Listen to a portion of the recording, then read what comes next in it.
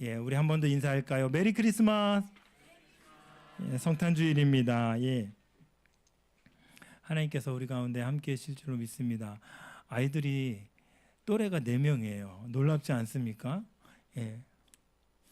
예, 출산율이 0.7%, 0.78%입니다. 우리나라. 점점 줄어들고요. 이제 청년들은 거의 이제 결혼할 생각을 포기하는 거죠. 예. 우선 시대의 흐름과 어떤 시스템이 그렇게 만들 수도 있는데 우리는 그 시스템과 시대의 흐름을 거슬러 올라가서 하나님께서 우리에게 주신 이 자녀의 복을 놓지 않는 우리 말씀 심는 교회 귀한 성도님들 됐으면 좋겠습니다. 예. 우리 아내가 자칭 다산 본부 다산 장려 운동 본부 그 대표입니다. 전국에 다니면서 강사하면서 자녀 많이 낳으라고 그렇게 이제 그냥 겉면하고 다니는데 정말 자녀를 안 낳다가 낳는 분들이 정말로 고마워서 사모님 때문에 고마워 자녀 낳았다고 아기 낳았다고 그러면서 마음 먹고 아기를 낳았다 그러면서 정말 메시지도 오고 막 그래요. 놀라운 일들이 전국에서 일어나고 있습니다. 여러분 자녀는 하나님께서 주신 가장 특별한 선물인 줄로 믿습니다. 예, 성경에 보니까 목동들도 있고 목동들도 예수님께 경배하러 오지만 이렇게 낮고 낮은 그런 사람들, 사회적인 변두리에 있는 사람들, 이런 사람들도 예수님 앞에 예수님이 나심을 기뻐하면서 예수님 앞에 나아오지만 오늘 성경 본문처럼 이 동방박사들처럼 이방인이면서 또 어느 정도 지위를 가진 그런 사람들도 예수님께 나오는 것을 우리가 성경을 통해 볼 수 있습니다. 가장 높은 지위에 있는 사람들을 위해서 예수님 그 사람들을 위해서도 이 땅에 오신 것입니다. 가장 낮은 지위의 사람들을 위해서도 오신 것이고 높은 지위에 있는 사람들을 위해서도 오신 것이죠. 중요한 거는 심령이 가난한 자들에게 오시는 것입니다. 아멘. 우리 마음을 주님 앞에 겸손하게 나아갈 때 주님이 찾아오시는 거죠. 그래서 동방박사, 이 동방박사는요, 동방에서 온 박사들이죠. 예. 이 동방박사에 대해서 우리가 좀 더 나중에 살펴볼 텐데, 제가 문제 하나 낼게요. 예. 맞추면 상이 있을 수도 있는데, 예배 시간에 상 주는 건 좀 그렇죠. 예. 동방박사 몇 명일까요? 12명. 12명. 어디서 설교를 듣긴 들었어. 예. 13명? 동방박사 몇 명인지 혹시 아세요? 3명. 3명 아니라고? 우리 말씀 심는 교회는 성경을 정확하게 보네요. 예, 동방박사는 3명이 아니죠. 예. 그러니까 예물이 3가지 예물이라서 3명으로 우리가 많이들 알고 있고요. 그 2, 3세기에 오리게네스라는 교부가 있습니다. 이분이 세 사람이라고 얘기했기 때문에 그때부터 이제 세 사람으로 알고 그렇게 오고 뭐 이렇게 그림 같은 이제 명화나 뭐 그런 그림에도 세 사람으로 많이 표현이 됩니다. 근데 또 어떤 문서에는 12명이라는 문서도 이제 있습니다. 그래서 정확히 몇 명인지 몰라요. 근데 그들이 드렸던 예물이 3가지이기 때문에 세 사람일 거라고 추측하는 경우도 있는 것 같습니다. 근데 이 동방박사가 몇 명이 왔는지 그게 중요한 건 절대로 아니에요. 예, 그것 때문에 논쟁이 있을 필요가 없습니다. 10명이 왔든 100명이 왔든 정말 그건 중요한 게 아닙니다. 이분들은요, 그 마고스라는 그 헬라어의 이름을 가지고 있습니다. 이 말이 아마 페르시아 쪽에 지금의 아마 그 터키 쪽인가요? 그쪽에 그 지역에 있는 사람들이었다고도 얘기하고 뭐 다른 지역도 여러 가지 지역이 나오는데 최소한 이분들이 오기 위해서는 800km 이상 걸리는데요. 낙타를 타고 사막을 건너서 이 땅에 그 예루살렘으로 올 때 그 시간이 한 20일에서 많게는 몇 달 정도 걸리는 거예요. 근데 시간에 뭔가 이렇게 길고 그게 중요한 게 아니고 그 시간까지 오기 위해서는 이분들이 정말 귀한 예물을 갖고 오기 때문에 도적의 위험이 있고 또 환경적으로도 죽음의 위험을 가지고 이분들이 오는 거죠. 근데 이분들은 아이러니하게도 점을 쳤던 사람들이라고 합니다. 그것도 별을 보고 점을 쳤던 그런 사람들이라고 합니다. 근데요, 뭐 학자들은 그런 얘기를 하는 거예요. 이분들이 아마 바벨론에 있는 유대인들, 그 유대인들과 교류하면서 유대인들이 믿고 있는 그 성경을 아마 알았을 거다.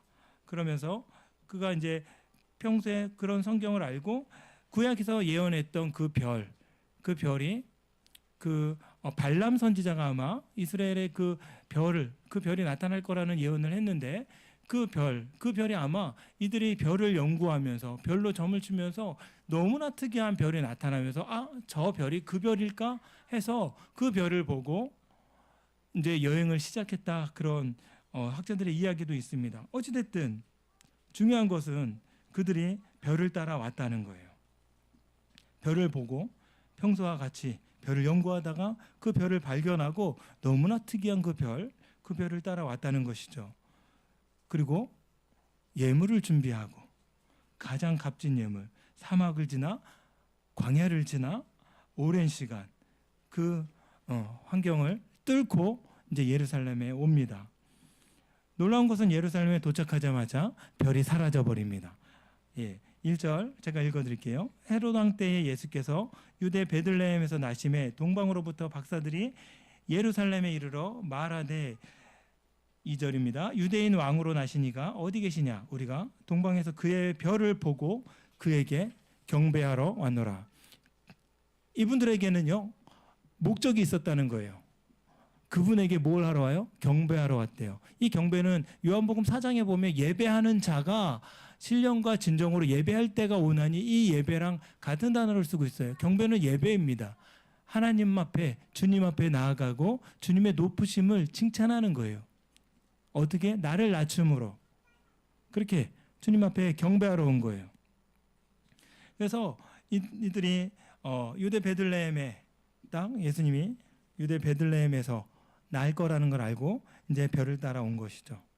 예수님이 왜 유대 베들레헴에 날 거라는 걸 알았을까요? 이 베들레헴에 상징적인 게 있잖아요. 다윗도 거기서 나왔고, 이 베들레헴은 떡집이라는 의미입니다. 그 떡은요, 룻기 때는 그 사사 시대 때는 떡이 없어서 이방 땅에 갔다가 다시 돌아오는 역사가 돌아오면서 나오미가 돌아오면서 룻과 그 며느리와 돌아오면서 이제 보아스를 만나서 다윗의 조상으로 그렇게 쭉쭉쭉쭉 이제 이어지고요. 이 떡이라는 것은 결국은 생명의 떡으로 오신 예수 그리스도 그것을 상징하면서 예수님께서 그 베들레헴에 나셨다는 것을 이제 성경을 통해서 알고 그들이 여기까지 찾아온 거예요. 그래서 유대인의 왕으로 오신 예수님, 그 예수님을 이제 찾으러 왔는데 그 별이 사라진 겁니다. 여러분, 별이 이제 길을 잃어버린 거죠. 그 별은요, 민수기 24장 17절에 아까 말씀드린 한 별이 야곱에게서 나오며 한 규가 이스라엘에게서 일어나서라는 발람의 그 예언대로 나타난 별이었습니다. 그 별을 보고 왔다가 별이 사라진 그 상황 속에서 이제 우왕좌왕하는 거죠. 근데 별을 보고 별이 사라졌는데 누구한테 물어봐요? 오늘 보니까 헤롯 왕에게 가서 분봉왕 헤롯 왕에게 가서 그 별 예수님이 이 땅에 오셨음을 예수님이 어디 계신지 이제 물어보기 시작합니다. 여러분, 헤롯이 이 이력이 굉장히 특이한 사람입니다. 이 사람은 이스라엘 전통적인 유대인이 아니에요. 이분이요 굉장히 독특한데 이스라엘 민족을 위해서 유대인들의 환심을 사기 위해서 성전을 막 지어줘요. 그래서 여러분이 알고 있는 헤롯 성전 아시죠? 헤롯 성전 많이 들어봤을 겁니다. 이 사람이 지은 거예요. 그러면서 한편으로는 헤롯 성전을 지으면서 우상의 신전을 만드는데 뒷돈을 대버립니다. 그러니까 신앙이 있는 사람이 아닌 거예요. 어떤 것 때문에 그래요? 자기의 권력, 자기의 힘 이것을 과시하고 이것을 유지하기 위해서 이제 그 성전도 그렇게 지은 것이죠. 이 사람이 로마 제국에서 이제 임명해서 70년 동안이나 이스라엘과 유다 그 팔레스틴 그 지역을 통치합니다. 이분이 독특한 이력을 가졌는데 이두메 왕가의 첫 왕이라고 합니다. 이두메는 에돔이란 뜻. 에돔은 누구예요? 에돔은 에서의 에서가 조상이죠.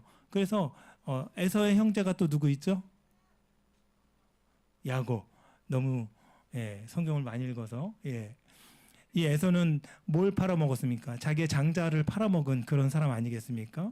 그래서 그의 후손인 거죠. 후손인데 정통적으로 유다의 자손이 아닌 거예요. 그런데 유대인들에게 이스라엘 자손이 아님에도 불구하고 이 사람들에게 환심을 사기 위해서 그렇게 성전도 지어주고 겉으로는 평화 정책을 그렇게 펴는 듯합니다. 뒤로는 아내와 장모와 아들 셋을 죽일 정도로 잔인한 그런 왕이었습니다.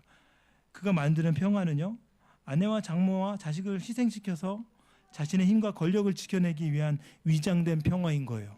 우리 주님이 주시는 평화는 자신을 희생시켜서 온 인류에 하나님 나라를 임하게 하시고 온 인류의 모든 백성을 평화롭게 하는 그 평화인 것입니다. 완전히 같은 왕이라는 호칭으로 이 땅에 있지만 완전히 다른, 인간왕이 만드는 평화는 자신의 권력을 견고히 하는 거죠. 남을 희생해서 자신을 자리를 깨어차는 것, 자신의 구원을 위해서 타인을 희생하는 것. 우리가 너무 잘 알고 있지 않습니까? 이런 뭐라 그러죠? 인간의 욕망은 지금도 유효하죠. 우리도 어떻게 보면 나의 이득과 이익을 위해서 누군가를 희생시켜야 하는 그런 사회적인 시스템에서 우리가 살아가고 있지 않습니까? 저는요, 홈스쿨이 답이라고 생각하지 않습니다. 이거는 하나의 방법이에요. 근데 우리 아이들을 홈스쿨을 하면서 가장 많이 들었던 게 사회성이에요. 그럼 사회성은 어떻게 해? 사회성은 어떻게 해? 근데 그렇게 물어보는 분들과 저에게 제가 생각하는 사회성은 완전 달랐어요. 그분들의 사회성은 관계 안에서 학교를 가면 친해지잖아요. 그러면서 점점 지금은 초등학교, 중학교 뭐 시험이 없다고 해요. 중학교도 없는지 모르겠는데 초등학교 시험이 없어요. 근데 그때 당시에는 시험이 있었어요. 그러면서 내가 좀 더 잘 봐야 1, 2, 3, 4등 이 등수를 매기는, 그래서 아무리 친하게 지내도 시험 볼 때만 되면 저 아이를 내가 이겨내야만, 그 위에서는 이런 사회성은 나는 필요 없습니다. 저는요, 그런 사회성이 아니라 그냥 우리 아이들이 그냥 하나님의 자녀로서 그냥 그렇게 서로 섞여서 동등하게 평등하게 그렇게 살아가는 거, 이런 사회성, 나는 그걸 원하고, 내가 뭔가 내어줘서 같이 어울리는 이런 사회성을 나는 필요로 하지, 뭔가 1, 2등 그런 걸 경쟁의 방식으로 하는 그런 것들을 저는 원치 않습니다. 그렇게 얘기해주면 잘 이해를 못해요. 그때는 정말 이해를 못해요. 세상에 어떻게 그렇게 살아? 예. 그래도 믿음의 사람들에게 있어서 우리에게 사회성은요, 나를 통해서 누군가에게 평안을 주고 기쁨을 주는 것, 그것이 우리에게 참된 사회성으로 주신 줄로 믿습니다. 그러나 이 땅의 왕은 그렇게 하지 않았다는 거예요. 자신의 구원을 위해서 타인을 희생시켰다는 거예요. 그러나 우리 예수님은 타인의 구원을 위해서 자신이 희생을 마다하지 않는 그분이 이 땅에 오신 것이죠. 동방박사들은 그분을 찾아 경배하기 위해서 온 것입니다. 별을 잃어버립니다. 헤롯을 만나서 유대인의 왕에게 경배하러 왔다고 합니다. 경배는요, 쉽게 말해서 아까 말한 대로 예배하는 것입니다. 동방박사들이 왔을 때 헤롯이 유대인의 왕을 찾으러 왔다고 하니까 놀랬을까요? 안 놀랬을까요? 속으로는 깜놀, 겉으로는 여유로운 척. 나도 그에게 경배하게 하라. 그들은 경배의 대상을 동방박사들은 경배의 대상을 분별할 수 있어요. 헤롯에게 경배하지 않았습니다. 어마어마한 권력을 가진 사람이라는 정보를 이미 다 알고 있었을 거예요. 그리고 이 왕을 만났다는 건, 헤롯을 만났다는 것은 그들도 왕족이었거나 그들도 어느 정도 지위가 굉장히 높았던 사람이었겠죠. 근데 그를 만나고, 헤롯을 만나고 그 앞에 경배했다, 엎드렸다, 절았다, 이런 표현들이 하나도 나오지 않는 거예요. 누가 경배의 대상인지 정확하게 이들은 알았습니다. 그리고 그 왕 앞에서 진정한 왕을 찾는 거예요. 여러분, 이 땅에 여러분 왕으로 생각하는 그 왕 앞에서 엎드리지 않고 진정한 왕을 여러분 찾아내는 은혜가 있기를 소망합니다. 하나님 앞에 나와서 예배하는, 경배의 대상이 누군지 놓치지 않는 여러분 됐으면 좋겠습니다. 그들의 목적은 오직 한 분께만 경배하는 거예요. 예수 그리스도. 그것도 뭔가 근엄하게 보좌에 앉아있는 예수 그리스도가 아니라 낮고 낮게 정말 이 땅에 오신, 아기 예수로 오신 그 예수님, 그분을 찾아서 경배하는 경배하며 경배하기 위해서 그분을 찾기 위해서 이 땅의 왕인 그 헤롯에게 가서 물어보는 겁니다. 정말 우리가 사는 세상에 경배의 대상을 혼동하지 않았으면 좋겠습니다. 많은 사람들이 힘 있는 사람들에게 머리를 조아리고 몸을 낮추죠. 권력 있는 사람들에게 우리는 정말 우리를 낮춥니다. 그러나 경배의 대상이 누구인지 항상 우리가 분별하며 나아가는 것이 믿음의 사람들, 우리 성도님들, 그 성도의 힘인 줄로 믿습니다. 그래서 그분을 놓치지 않는 믿음의 삶이 우리 말씀 심는 교회 귀한 성도님들 삶 가운데 있기를 소망합니다. 유대인의 왕을 찾는 이 박사들의 말에 헤롯이 이렇게 정말 깜짝 놀라죠, 속으로. 그러면서 예루살렘이 발칵 뒤집히는 거예요. 헤롯 왕과 온 예루살렘이 듣고 소동한지라. 또 다른 왕의 출현으로 이제 당황합니다. 소동하다, 놀라다, 두려워하다, 불쌍히 여기다, 괴롭히다, 근심하다. 이 소동이란 말이 참 많은 표현이 있는데요. 헤롯의 마음을 그대로 표현해 주는 거예요. 그 안에 근심도 있고 막 그 안에 여러 가지 다양한 양가 감정이 드는 거예요. 내가 이것을, 이 왕의 지위를 지키기 위해서 얼마나 많은 돈을 들이고 얼마나 많은 생명을 내가 희생시켰는데 감히 나 말고 또 왕이 있어? 그 마음이 있는 거죠. 겉으로는 그에게 경배하겠다고 하면서도 속으로는 자신의 자리를 지켜내기 위한 그 마음을 유지하기 위해서 수를 쓰는 것입니다. 겉으로는 하나님을 섬긴다고 하면서 속으로는 금송아지를 가지고 있는 거예요. 왕이라는 금송아지. 겉으로는 우리가 하나님께 경배한다고 하면서 내 안에 자녀라는 금송아지가 있고 내 안에 돈이라는 금송아지가 있고 시간이라는 금송아지가 모든 사람들에게 있다는 거예요. 여러분, 그 금송아지를 내려놓고 하나님 앞에 온전한 경배자로 나아가는 우리 믿음의 삶이 됐으면 좋겠습니다. 내 꿈을 이루어줄 우리 주님이 유일한 존재가 아닌 거예요.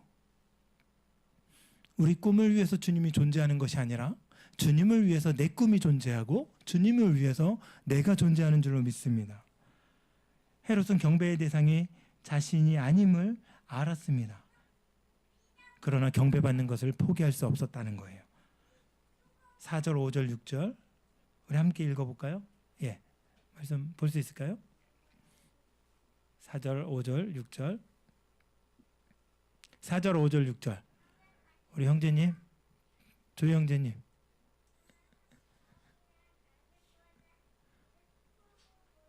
예, 읽겠습니다. 시작. 왕이 모든 대제사장과 백성의 서기관들을 모아 그리스도가 어디서 나겠느냐 물으니 이르되 유대 베들레헴이오니 이는 선지자로 이렇게 기록된 바 또 유대 땅 베들레헴아 너는 유대 고을 중에서 가장 작지 아니하도다 내게서 한 다스리는 자가 나와서 내 백성 이스라엘의 목자가 되리라 하였음이니이다. 헤롯은 서기관들과 그리스도가 어디서 나겠는지 묻습니다. 그는 누가 알려주지 않았지만 그리스도가 경배받을 대상임을 이미 헤롯은 알고 있었어요. 하나님이 세우신 왕이라는 사실도 알았을 것입니다. 근데 동방박사들은요, 유대인의 왕을 그리스도라고 알려주지 않았습니다. 그런데 헤롯은 연결하고 있는 거예요. 그래서 구약 시대에 물론 이제 많은 그런 기록이 있었겠지만 그럼에도 불구하고 유대 땅을 통치하던 그 헤롯이 이 유대의 혈통으로 오신 진정한 우주의 왕이신 예수님을 경배의 대상이 아닌 라이벌로 보는 겁니다. 경쟁자로 보는 겁니다. 제가 8절 읽어드리겠습니다. 베들레헴으로 보내며 이르되 가서 아기에 대하여 자세히 알아보고 찾거든 내게 고하여 나도 가서 그에게 경배하게 하라. 누구에게 말하는 거예요? 동방박사들에게 말하는 겁니다. 본색이 이제 점점 드러납니다. 헤롯은 악랄한 왕이었습니다. 자신의 마음을 속이고 동방박사들에게 예수님을 찾으면 자신에게 알려달라고 하는 거예요. 신신당부를 합니다. 그러면서 자신도 경배하겠다. 거짓말이죠. 오늘 말씀 중에서 경배라는 단어가 계속 나오는데요. 예수님이 광야에서 금식하실 때에도 마귀에게 시험을 받으실 때 사용된 단어입니다. 나에게 경배하라. 만국을 너에게 줄 것이다. 이미 우주 만물이 예수님 거잖아요. 나에게 경배하라. 사탄이 예수님이 신인 줄 알았을까요? 몰랐을까요? 아마 알았을 거예요. 하나님의 아들이신 것을 알았을 거예요. 그런데 예수님은 그때는 가장 연약한 인간의 몸으로 오신 거예요. 인간의 몸으로. 그러면 뭐예요? 네가 신이 아니냐? 너는 인간이 아니야. 신이잖아. 이 모든 걸 다 할 수 있잖아. 그러면 다시 해봐. 다시 해봐. 다시 신이 되라는 거예요. 목적을 상실하라는 거죠. 인간으로 오셔서 완벽한 인간이기 때문에 우리를 구원하실 수 있는 그 목적을 상실하게 유혹하는 겁니다. 그러면서 인간으로 인간이 아니라 다시 신이 되라는 거예요. 그러면서 자기에게 경배하라고 합니다. 예수님이 경배하지 않습니다. 민수기 8장 말씀을 통해서 물리치죠. 사람이 떡으로만 사는 것이 아니다. 하나님의 입에서 나오는 모든 말씀으로 사는 것이다. 선포하면서 사탄을 물리칩니다. 여러분, 제가 몇 번 얘기했죠. 사탄의 꼬드김, 시험, 유혹은요, 나만 경배하라가 아니라는 거예요. 나도 경배하라는 거예요. 나도 경배하라. 세상에 수많은 좋은 것들 있잖아. 야, 다 섬겨. 다 가지고 놀아. 다 누려. 하나님의 자리를 같이 앉혀도 돼. 사탄의 꼬임인 거죠. 근데 우리 주님은 거절하는 거예요. 오직 주 너의 하나님께 하나님만 섬겨라. 헤롯이 지금 그러고 있는 겁니다. 자신이 경배의 대상이 되려고 하는 거예요. 사람들에게. 그러나 우리의 경배의 대상은요, 오직 주님인 줄로 믿습니다. 사람들은 헤롯 왕이 두려웠을 겁니다. 그래서 섬겼을 거예요. 그가 가진 권력, 그 부스러기, 그런 거라도 얻어먹기 위해서 무조건 머리를 숙였을 것입니다. 많은 사람들이 또 그를 경배했던 이유는 물론 생면부지를 위한 그래서 권력 앞에서 그렇게 조아렸을 것입니다. 그럼에도 불구하고 동방박사들을 보세요. 자신의 경배의 대상이 이 땅에 아기 예수로 오신 예수 그리스도임을 잊지 않고 인간왕 앞에서 떳떳하게 우주의 왕을 찾는 것입니다. 헤롯은 두 마음을 품었지만, 사람들은 두 마음을 품었지만, 이 동방박사들은 두 마음을 품지 않는 거예요.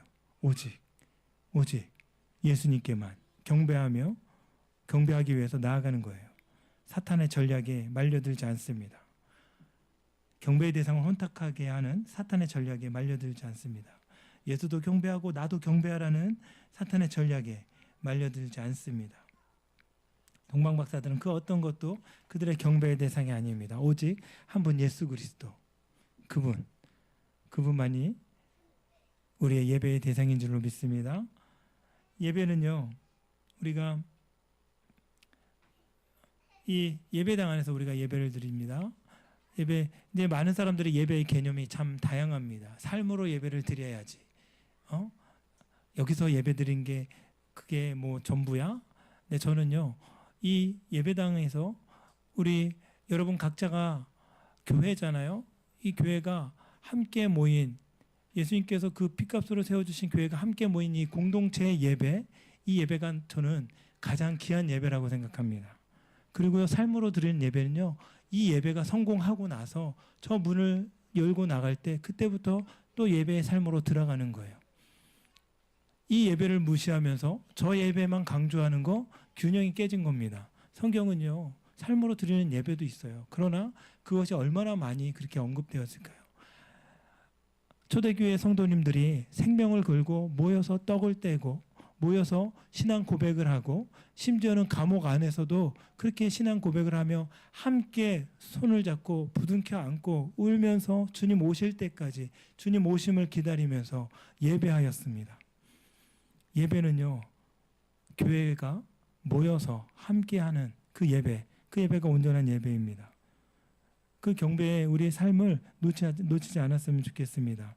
경배의 목적은 오직 예수 그리스도입니다. 그래서 사탄은 나에게만 경배하라고 얘기하지 않고 모두에게 경배하라고 얘기하지만 우리는 그렇지 않습니다. 의식주를 통해서 예수님을 유혹했지만 우리는 우리의 가장 기본적인 욕구를 통해서 유혹당하지 않습니다. 왜요? 하나님께 예배하는 그 예배의 가치가 그거와 비교할 수 없을 정도로 훨씬 중요하기 때문에 그렇습니다. 하나님도 경외하고 정말 이 땅에 있는 것들도 경외하고 그런 삶으로 살아가는 정말 우리 소위 말하는 양다리 걸치는 그런 신자들, 우리 말씀 심는 교회는 없었으면 좋겠습니다.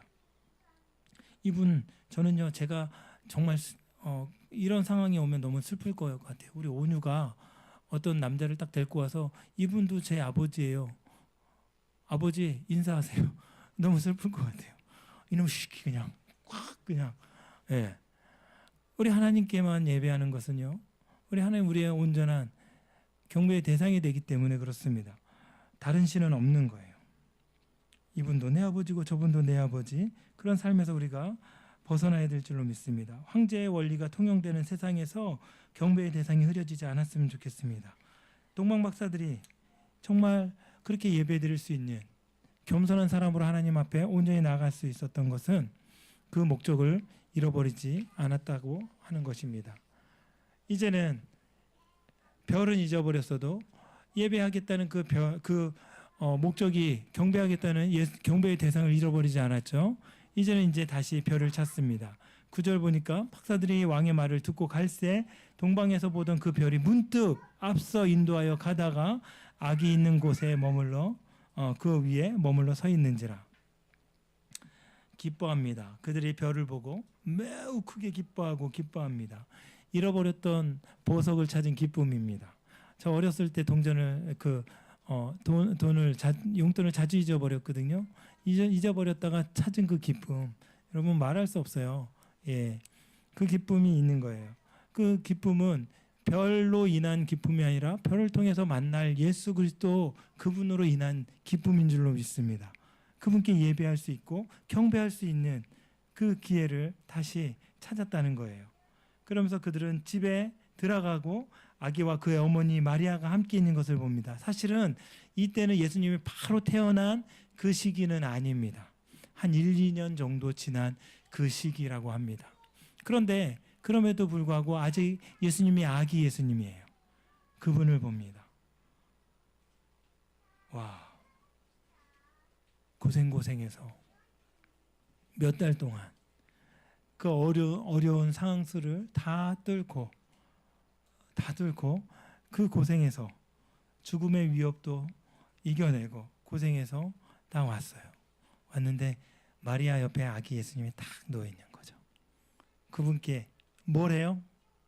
그분께 경배하는 거예요.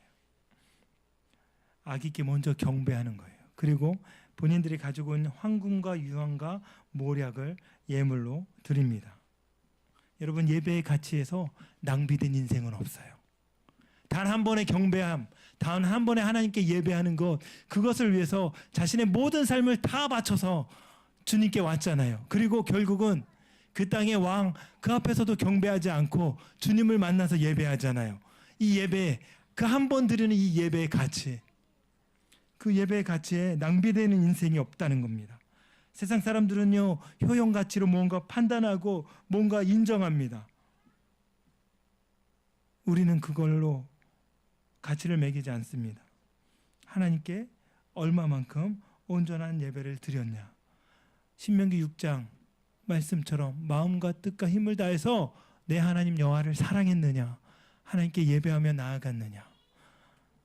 요한복음 4장 말씀처럼 하나님께 나아가는 자는 반드시 하나님께 예배하는 자들은 그가 신령과 진정으로 예배할 때가 오나니 곧 이때라. 예, 하나님께 예배하는 자들은 신령 진리로 성령으로 예배할지니라. 여러분, 말씀으로 성령으로 예배하는 그 사람들, 그것이 예배의 가치로 우리가 판단할 수 있는 것입니다. 저는 우리 말씀 심는 교회 우리 성도님들이 이 심겨진 그 말씀의 능력으로 늘 주님 앞에 나아갔으면 좋겠습니다. 그 말씀이 심겨지고 그 말씀이 정말 하나님을 만나는 그런 통로가 되었으면 좋겠습니다. 무엇보다 한 사람 한 사람이 예배자가 되었으면 좋겠습니다. 온전한 예배자, 경배의 가치를 아는, 진정 그 경배, 예배의 가치를 아는 그런 사람들이 되었으면 좋겠습니다. 안산에서 달려오는 것 얼마나 기쁩니까? 저는 늘 생각할 때마다 너무나 기뻐요. 정말 이렇게 예배를 사모해서 오는 분이 있구나. 100마디를 해도 한마디를 간신히 들을까 말까 하는 분이 있는데 한마디를 해도 100마디의 가치처럼 무겁게 받아들이는 그 예배의 가치를 아는 그 사람이 우리 말씀 씹는 교회 여러분이 됐으면 좋겠습니다. 주일에 한 번 드리는 예배요? 여러분 주일에 한 번 드린다고요? 이 한 번의 예배가 사람의 인생을 변화시킵니다. 한 구절의 말씀이요. 한 구절의 말씀이 루터라는 종교 개혁자의 삶을 변화시켰고요. 어거스틴이라는 우리가 정말 이름 되면 그 성인의 삶을 변화시켰고요. 돌이킬 수 있는 그런 능력들 다 한 구절의 말씀이에요. 한 번의 예배, 선포되어지는 한 구절의 말씀을 통해서 우리 인생이 변화되고 우리 삶이 다 변화될 줄로 믿습니다. 여러분 이 예배의 가치를 놓지 않았으면 좋겠습니다. 이들이요 어떻게 이 예배의 가치를 놓지 않았을까?